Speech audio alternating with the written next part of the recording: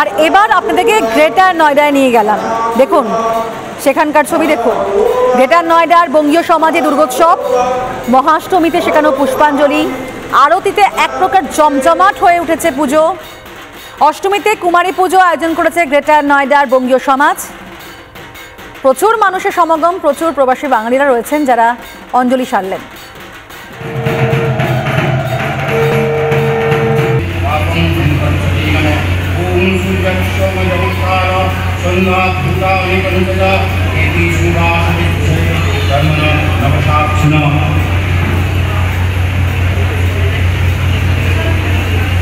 দেখুন কুমারী পুজো চলছে সেখানে, প্রথম বর্ষের পুজো, কিন্তু কোনো রকম আয়োজনে খামতি নেই, নিষ্ঠায় খামতি নেই, বিশ্বাসে খামতি নেই।